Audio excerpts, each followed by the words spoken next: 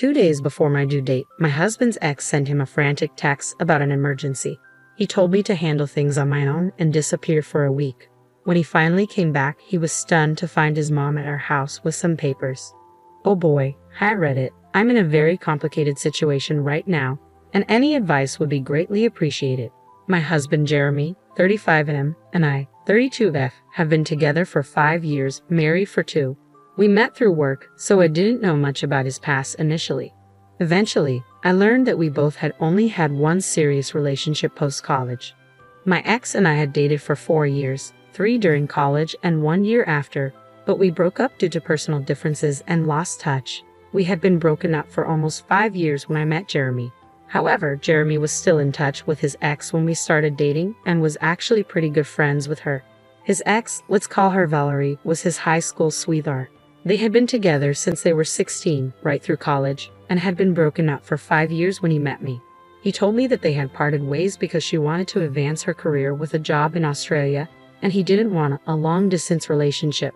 They tried to make it work for a few months, but eventually mutually agreed to part ways since it was for the best. They were part of the same circle, so they continued to stay in touch and remain friends. I was fine with it until I met his group of friends for the first time after almost 9 months of dating. All of them got together for dinner on New Year's Eve, and Jeremy decided to take me along to introduce me to his friends. Valerie was there as well, which surprised me since I hadn't been prepared to see her. Jeremy had only said nice things about her, so initially, I wasn't insecure. But as soon as I started interacting with her, I realized her energy was very different from what I had expected. Jeremy had made her sound warm and relaxed, but she wasn't like that at all. She made some really cutting remarks about me in front of everyone, and everyone just laughed it off because apparently that was her sense of humor. But I didn't like it one bit. Nobody seemed to get it because she disguised her comments as jokes, like how she remarked that I looked different in person than in pictures, and how she wasn't sure if I was Jeremy's type since he preferred tall blondes and I was neither. But she was, and everybody laughed since they thought she was just joking. She also made some remarks about how I was her successor, so she felt like she owed it to me to give me some training on how to keep Jeremy happy. These remarks were still somewhat harmless, and I was willing to look past them, thinking she might just have a very weird sense of humor. But then, while we were drinking, she toasted to the fact that Jeremy had finally moved on and how happy she was for him. I thought that was nice until she added that had it not been for her decision to move to Australia, I probably wouldn't even be there with them. Thankfully, nobody laughed because it was awkward, but she quickly started laughing at her own comment, forcing everyone to chuckle to move past it. It wasn't lost on me that she was still possessive about Jeremy. Once we got back home, I told him I didn't want her speaking to me again if he wanted to be with me. I told him I was uncomfortable with his friendship with her since she was clearly not over him and had been rude to me the entire evening. I had put up with her respectfully once, but I wasn't going to do it again. I was very clear about my boundaries because even in my earlier relationships, I had to deal with similar issues. Thankfully, Jeremy seemed to understand where I was coming from. He told me he also found her behavior strange and decided he would cut her out of his life because he didn't want her causing issues in our relationship. After that incident, I never heard him mention Valerie or speak to her again. He told me he had blocked her, so I was content with that explanation. I met his friends several times after that, and they never brought up Valerie with me, probably because Jeremy had told them I didn't like her. Things had been going smoothly until last week. I was pregnant, and last Sunday was my due date. It's Thursday now, and Jeremy left to attend to Valerie because she had some emergency and needed him by her side. He left 2 days before my due date and came back last night. We had a massive argument about it because I had assumed he had blocked Valerie and wasn't in touch with her. He told me he had indeed blocked her, but she had used a different number to contact him and was pretty desperate. Apparently, she had been diagnosed with stage 2 brain cancer and really needed someone to be there for her. I was furious with him. How could he leave me alone when I was so heavily pregnant? I understood that it was difficult for him to accept that someone he used to be close to might not make it, but it wasn't as if she was going to pass away immediately. He could have gone the next day after being there for me during the labor and seeing his child born, but as soon as he got the news, he had to leave immediately. I tried to explain how ridiculous it was for him to even consider leaving me in this condition, but he insisted he'd be back before I went into labor, saying due dates aren't accurate and I might still have another week. He told me to just deal with it until he returned. then left for the airport without even finishing our conversation. He knew I didn't have my family here. My parents lived in Iowa, and I was completely relying on him. After he left for the airport, I tried calling him several times, but his phone was switched off. Desperate and upset, I called my mother-in-law, who had always been nice to me. Through tears, I explained the situation, and she came right over, trying to call him as well. But of course, his phone remained off. She comforted me and stayed with me all day because I was extremely upset and kept crying, with the pregnancy hormones amplifying my emotions.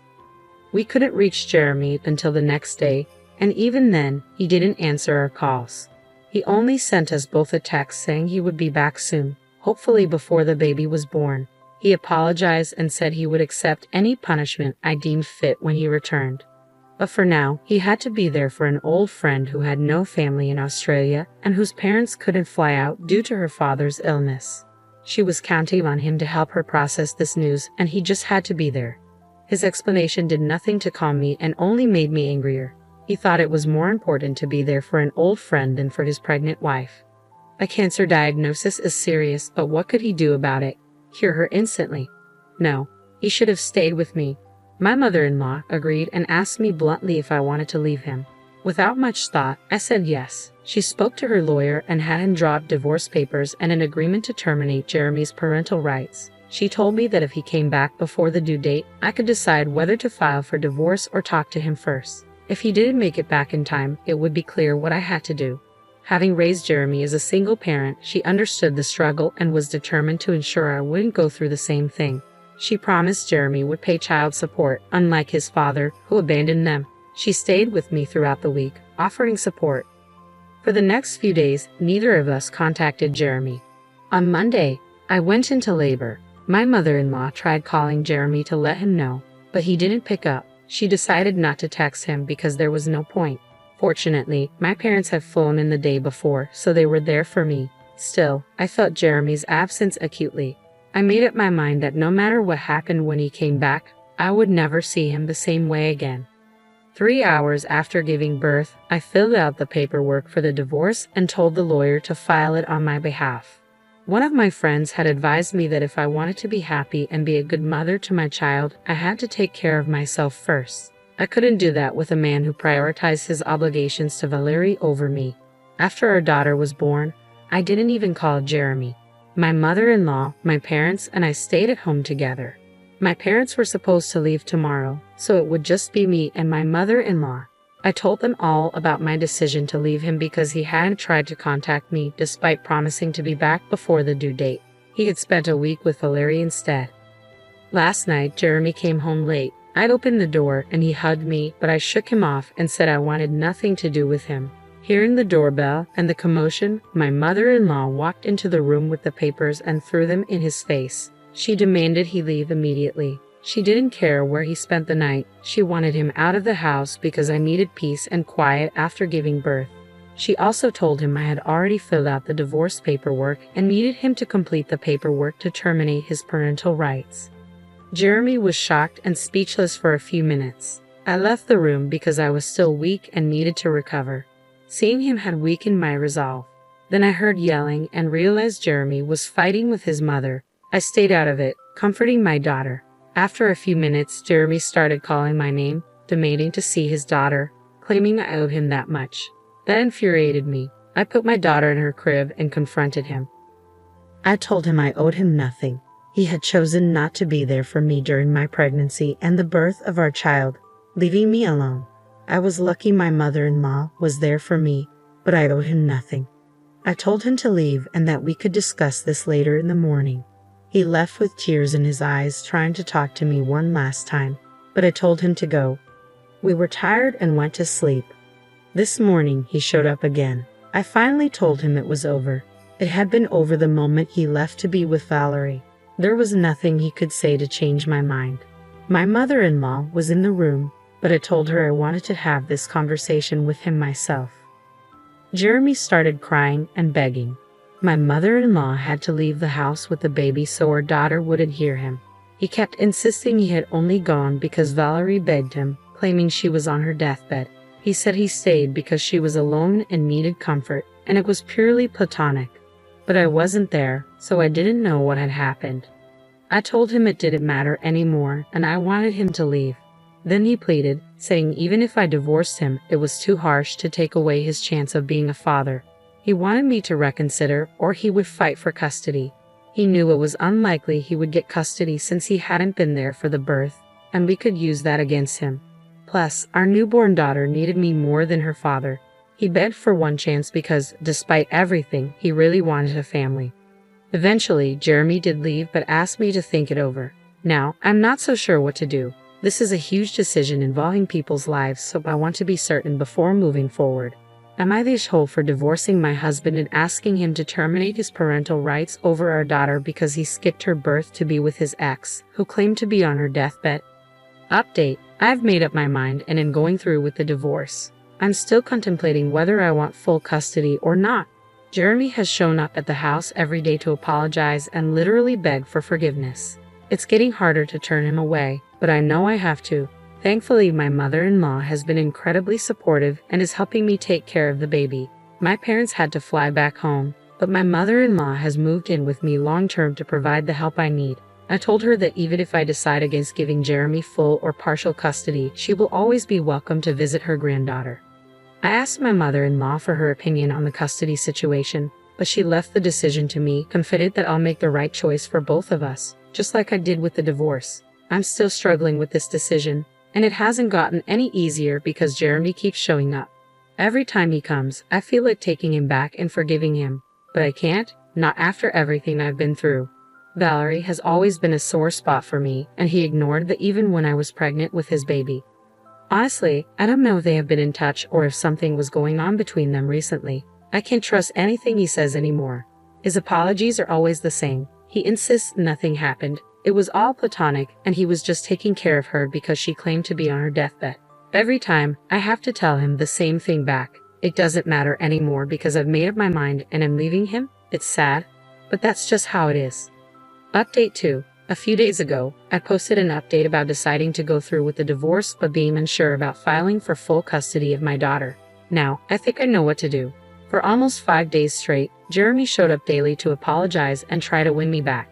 Then, he suddenly stopped. I found it strange but felt relieved, thinking I could finally think clearly. However, after he stopped coming, I started receiving texts from people telling me that what I was doing was incredibly wrong and immoral, and they never expected me to act like this. His friends began bombarding me with messages, not just his usual group but every single person who went to school or college with him. It felt like he set up a template for them to send, like a petition. They sent emails and messages trying to convince me to cancel the divorce. At first, I blocked people left and right, but then they started making fake accounts to send the same messages. There are only so many people you can block. Besides, I'm dealing with emotional trauma, processing everything, and trying to be there for my newborn daughter. This is the last thing I needed. If Jeremy really cared about me, he wouldn't be putting me through all of this at such a delicate stage of my life. It's obvious he only cares about himself. I don't think I have to worry about my daughter's custody anymore. I'm going to file for full custody, and that's final. He still has the papers and can sign his rights away if he chooses. I've spoken to my lawyer, and this is happening. The messages I've been receiving are hurtful, and I know for a fact that he has written the template and instructed his friends to send it to me. It reflects his beliefs more than anything else. If this is how he views me, we don't need to be together at all. The messages included a line saying, "We never expected you to be the kind of person who would use their child as a pawn to punish their partner and play mind games like this." Is he for real? Does he seriously think I'm using our daughter to punish him for what he did? He clearly doesn't understand how marriages or children work. That line hurt me deeply and solidified my decision. When I showed the messages to my mother-in-law, she was very upset and wanted to contact him and tell him off. I asked her not to because it wasn't worth it. Confronting him would only lead to him denying any involvement, even though it's clear all his friends are sending the same type of messages. I don't understand why he involved his friends in this. It's not like I'm going to read their messages and instantly stop what I'm doing. Their opinions don't matter to me because they aren't my friends. I've never been close to any of them, so they can think whatever they want about me. I don't care. I guess he thought if enough people started texting me, I'd give in to the pressure. but he doesn't know me at all. I'm not the kind of person who bends to pressure. I did change my mind when he showed up every day begging for forgiveness. I knew letting him back into my life would not be good for any of us, especially our daughter. I might have felt terrible about it, but I still went through with it because I don't bend easily. After being with me for so long, he should have an idea of what kind of person I am, but it's clear he doesn't. It's becoming clearer every day that I'm doing the right thing by leaving him. Even if every single person he knows starts texting me, I won't change my mind. In fact, this situation has only strengthened my resolve. As long as the people I love are on my side, I don't have to worry about any of this. Update 3. The legal proceedings for the divorce and the custody agreement will commence in a couple of days. Jeremy has decided not to contest the divorce but is demanding at least partial custody of our daughter. We're going to see how that works out. I'm open to the idea because I'm not inherently evil, but I don't want to implement shared custody until our daughter is at least a couple of years old. That's what we're going to negotiate, and I'm very happy I've made this decision for myself. Now that it's finally happening and hitting me how real all of this is, I thought I would be scared, but I've never felt more sure of anything in my life. I think some of this confidence might be because of a message I received from Valerie yesterday. She told me that she really didn't want to be a homewrecker but needed somebody by her side since her parents wouldn't be there for her. Jeremy was the only person she could think of. She also mentioned that over the past couple of years, she had tried to contact him several times and he had always turned her down, saying I wouldn't approve of it. But she knew that her oldest friend in the world would always be there for her, especially if she was sick, which is why she contacted him. She apologized for the trouble this had stirred up in my marriage, but thought I should let him retain his individuality instead of being so controlling. So, I was right that he hadn't blocked her at all, and they had stayed in touch, maybe not in the way I thought. But they did at least speak to each other. The worst part was that she also told me they had shared a moment when they were together and ended up kissing for a couple of minutes. But after that, Jeremy had drawn away from her, saying he couldn't do this, especially while his wife was with his child. She told me that he had not let the kiss last more than a couple of minutes, and that was how loyal he was to me, as if that was supposed to make a difference. It was ridiculous, but yes, I was right about everything. Now, getting the divorce and custody on my terms should be a cakewalk. I've spoken to my lawyer, and we've tweaked our petition to demand slightly more of everything because I feel I deserve it since I've been cheated on. I'm feeling very confident about what I'm doing and know that things are going to work out.